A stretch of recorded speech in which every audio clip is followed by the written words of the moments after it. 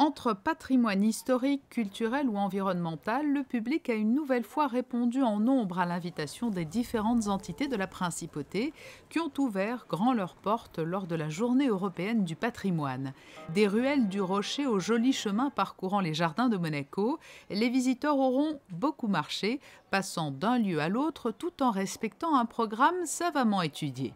On va visiter le Conseil national, le tribunal, le palais, la roseraie, le stade Louis II. Enfin voilà, on a un beau programme en vue.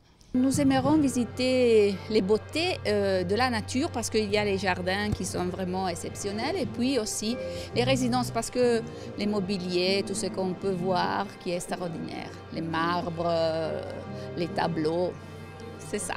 Direction la cathédrale, direction le Conseil national. Aujourd'hui, je vais voir ça. Après, je vais au stade de Louis II. Pour l'après-midi, nous voulons regarder le musée de l'automobile. Depuis, nous faisons un tour dans Monaco. Chaque année, le palais constitue un lieu de passage incontournable pour les visiteurs. 2255 personnes ont ainsi pu découvrir cet édifice mythique qui aura attiré non seulement des résidents de Monaco, mais aussi des voisins français et italiens. Une découverte pour certains, alors que d'autres ne se lassent pas de revenir chaque année.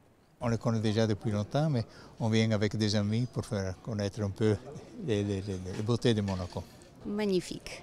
Magnifique parce qu'on peut entrer dans l'esprit de la famille. C'est ça, on voit tout comme il était avant et alors c'est ça qui te donne une émotion en plus. Parce que des palais, il y en a beaucoup, mais ça c'est encore vivant.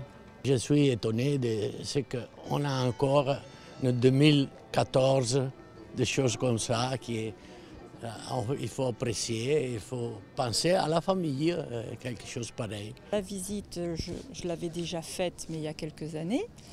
C'est toujours aussi magnifique, toujours aussi beau.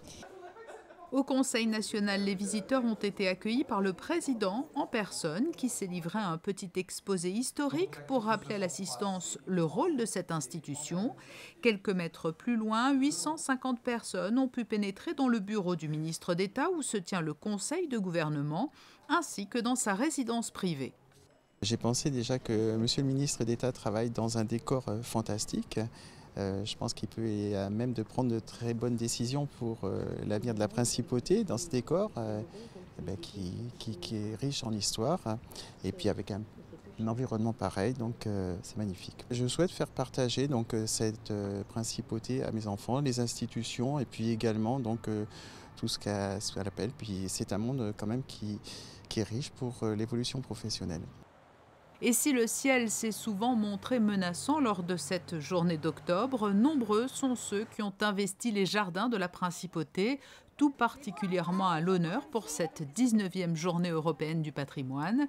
Des jardins Saint-Martin au parc Princesse Antoinette jusqu'aux serres de la direction de l'aménagement urbain à Saint-Laurent-d'Èze, avec toujours la palme pour le jardin exotique qui a attiré à lui seul 1300 visiteurs.